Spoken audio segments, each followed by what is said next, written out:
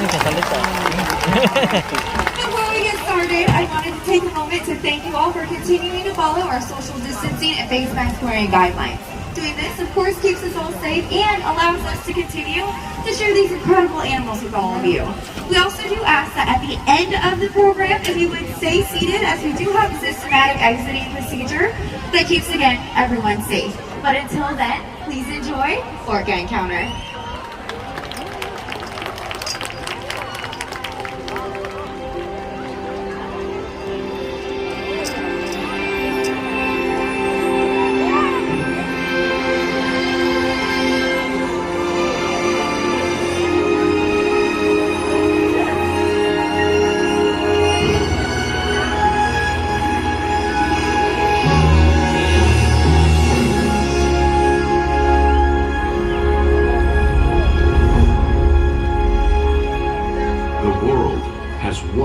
Interconnected ocean, a vast blue expanse critical to life on Earth. And there's no better animal to represent the story of the ocean with all its splendor and uncertainty than the killer whale, or as it's scientifically known, the Orcinus orca. The orca lives in every corner of the ocean, from the Arctic to the Atlantic, the Southern to the Indian, to the mighty Pacific and beyond.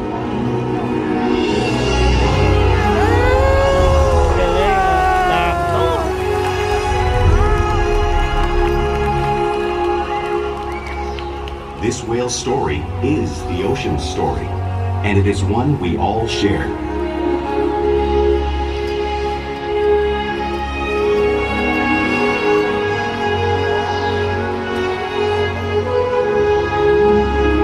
Yeah. Welcome to SeaWorld's Orca Encounter. My name is Casey, and I'm honored to introduce you to these intriguing and majestic animals.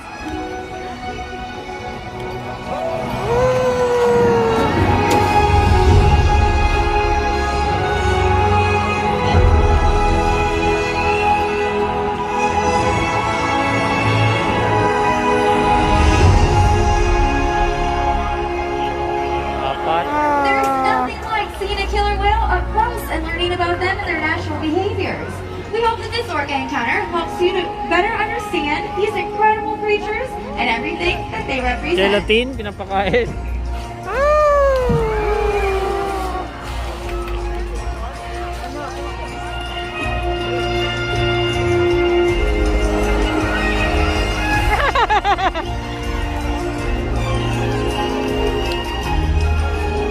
Look at it.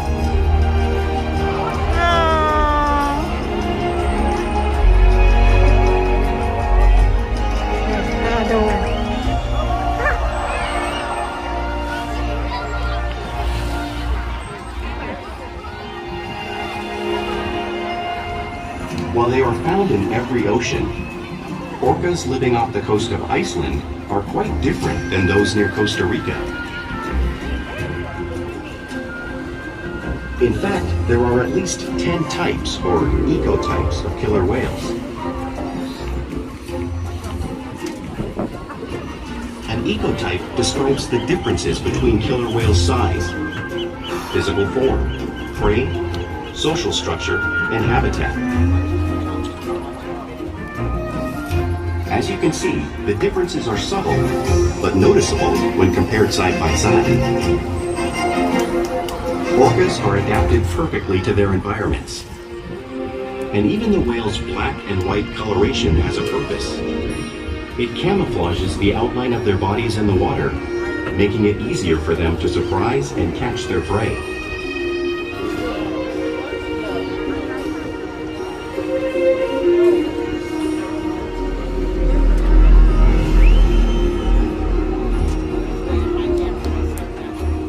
When viewed from above, the black of the whale blends in with the dark depths of the ocean.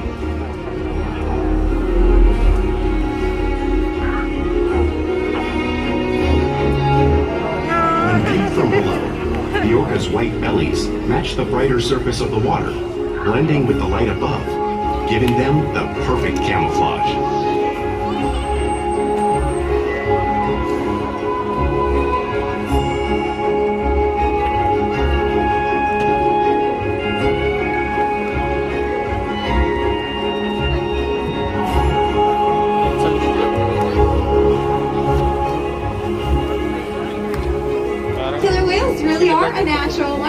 Shuka here is going to help me show you some of their physical characteristics.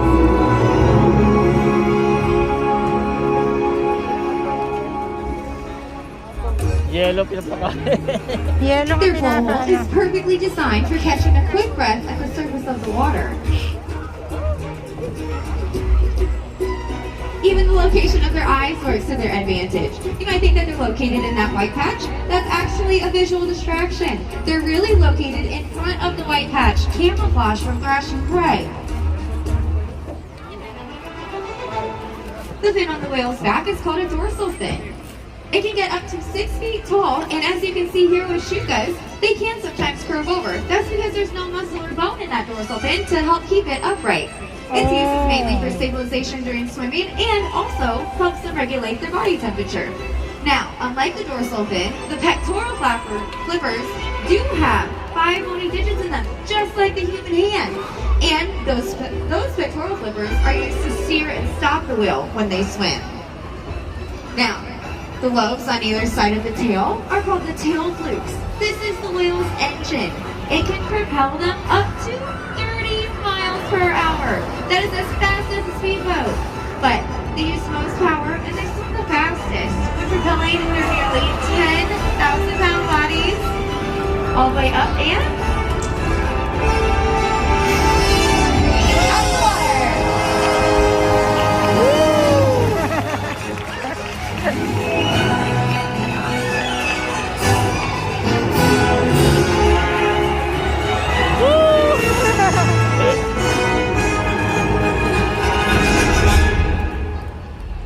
Ay, angat ulit.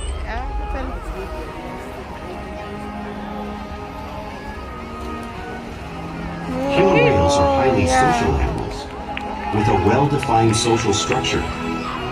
An orca pod is always led by a female. Though just half the size of her male counterpart, she is in charge. It's all about attitude, not size. Because they live and work as a group, orcas need to communicate with sounds and body language. Orcas use clicks for echolocation or navigation.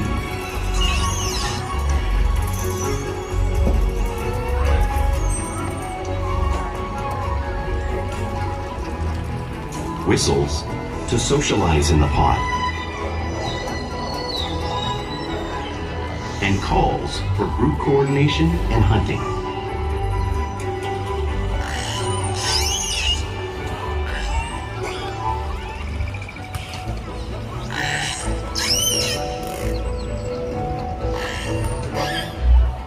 Vocal development studies here at SeaWorld show that early on, calves learn vocalization from their mothers. But as they grow, they learn from others close to them as well. This is a bottlenose dolphin call that Shuka learned and even taught other killer whales here at SeaWorld. In fact, orcas are the largest members of the dolphin family.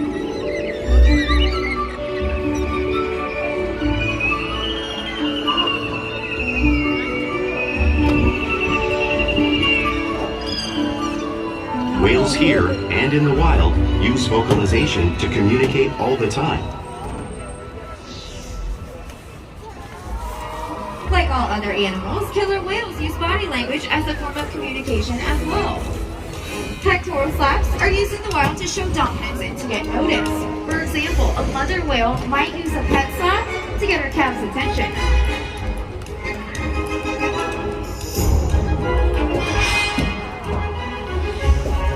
But if they really want to be heard, you'll see them reach.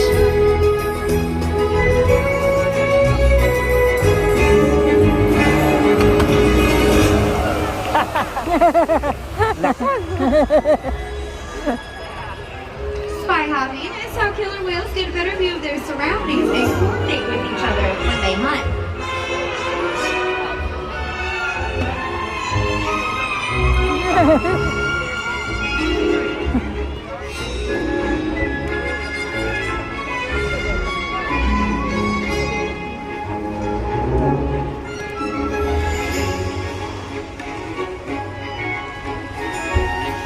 Flute flaps are another form of communication. You'll see killer whales do in the wild as well. Ayan na. Ayan.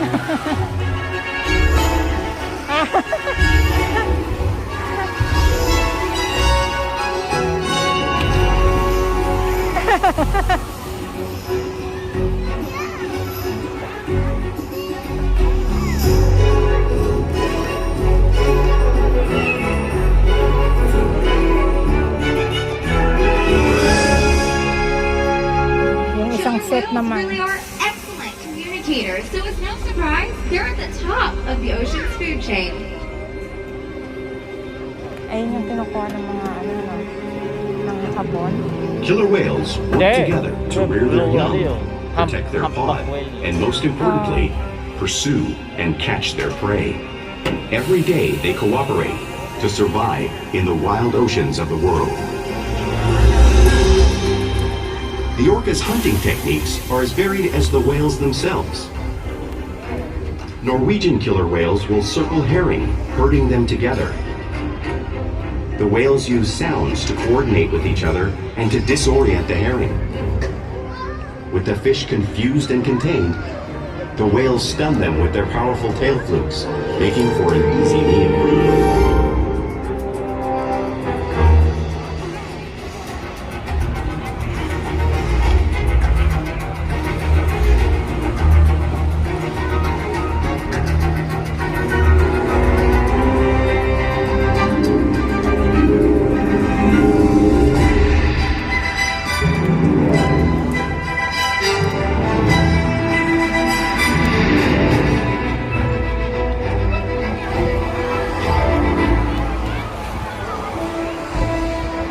Whales in yung the southern bone niya, hemisphere hindi will na pala capture ano. sea lions by Na? flying right off the beach. You just saw Ike and Corky here showing you a similar behavior. Kasi yung kanya masyadong mahaba.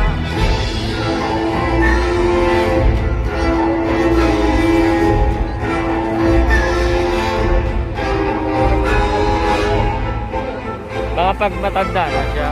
Yeah. Kasi mahaba na, mahaba. And Arctic orcas will create waves that splash up over floating ice, knocking seals into the water. Watch as 54-year-old Corky shows you a similar wave-making technique right here in the glass. Now these are just a couple of many very impressive and super complex hunting abilities killer whales have developed around the world.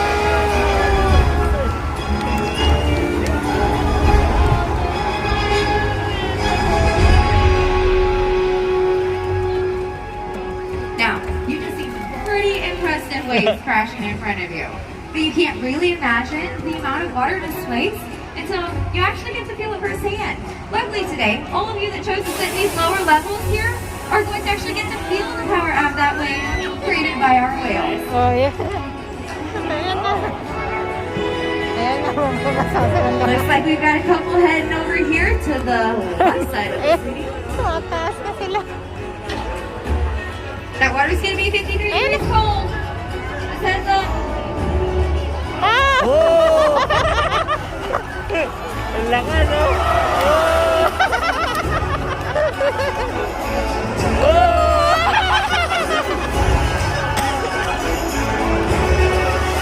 Pretty impressive.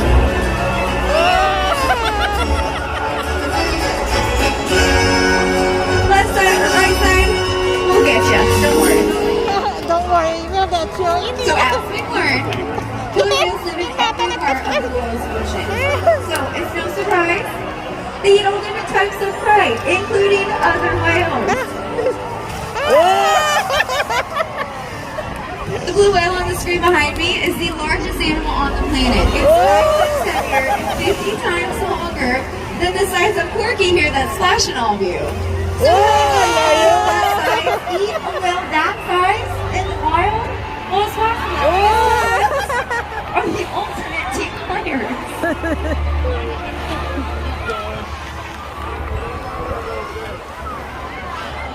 In this example, we see the larger male orcas surround a sperm whale, forming a perimeter, while the females continue to drive the whale forward until it reaches exhaustion.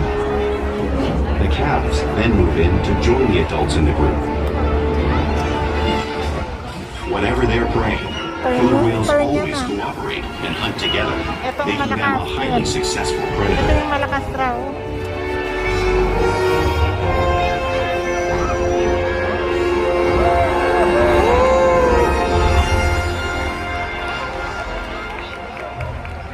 Ayun yung malaki.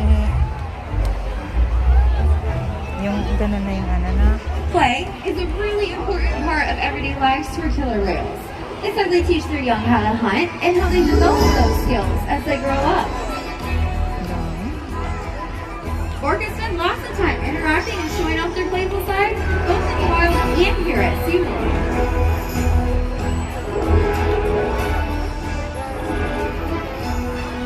Porpoising is when a whale swims quick at the surface of the water, breaking out of it briefly.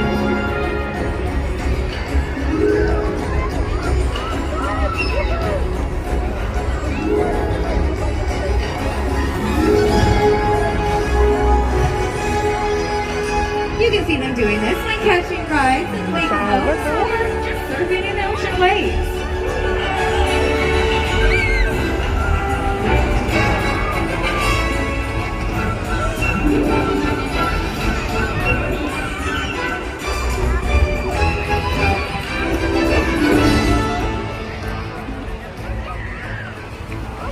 Orcas like to be touched and will rub their bellies on rocks when they can.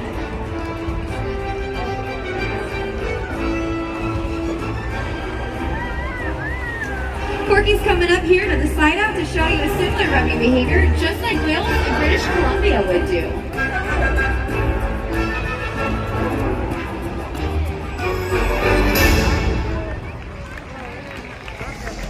You'll also see whales imitate each other in the wild. We see it here all the time. Our whales are constantly mimicking each other and teaching each other new behaviors.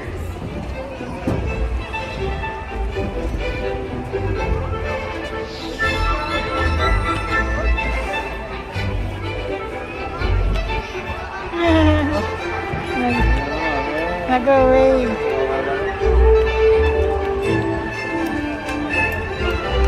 Babasa na naman yan. And playful behavior, it does have a purpose. Many of these behaviors you've seen here today are used to stun fish when they hunt in the wild. But today, they're going to be stunning all of you.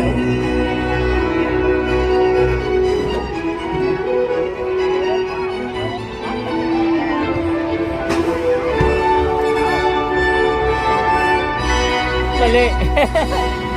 Mali pinabasa niya.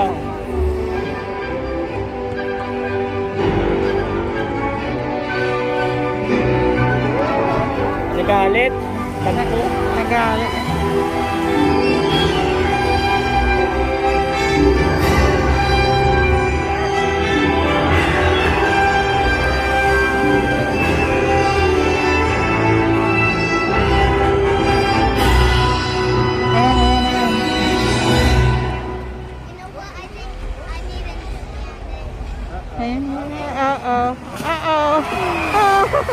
We interact with our whales all day, every day.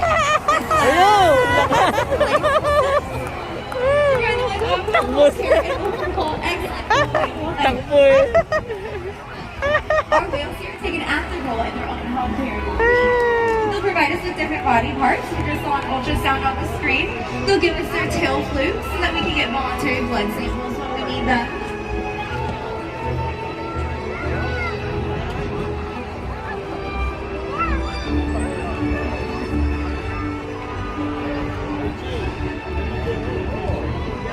They'll slide up on the scales like you see Orca doing right here on the screen. We ask them to do this weekly just to make sure that they are growing appropriately. The calves are maintaining or growing and the adults are maintaining healthy weights. They'll even let us take breast samples from their bowl. This is all due to the relationship that we've developed here together, day after day, right here at SeaWorld. Yan. Now, I'd like to take a moment and talk about some of the whales that you've seen here today. So, you just saw Corky, all of you up close and personal, with her tail flukes. She's 54 years old. Oh. She's the oldest killer whale that we have here today. This right here in front of me is Makani. Makani is 7 years old, and his Oh, birthday 7 is on lang siya. Valentine's Day. Corky's bestie, Ike, he's out there. He's 19, pardon me, 18. And then we have Nikai, who is 19. All of them are extremely athletic, as you've seen, and very, very smart. We teach them something Hindi new nga matanda. every single day to engage and stimulate their mind. Whales here at SeaWorld have helped killer whales in the wild by participating in many research studies. One ongoing study monitors the whale's heart rate and breathing to understand how marine noise pollution from ship engines and other sources affect wild populations. Part 3. In another study, scientists from NOAA, the National Oceanic and Atmospheric Administration, took measurements of the killer whales living here, including pregnant whales. By comparing these measurements with drone footage of killer whales in the wild, scientists are able to monitor the wild population's nutritional and reproductive states. Other research has been done here at SeaWorld on the mother whale's milk composition. This research will help create an effective model to understand how toxins in the ocean impact wild killer whales and their milk supply. What we learn from the whales in our care every day is actively helping whales in the wild survive. And just by being here today, you've supported our rescue, research, and conservation efforts all around the world. If we work together, like the killer whale, we can protect the future of the Orcinus orca and this beautiful planet that we all share. Basta. Ayun. Ha?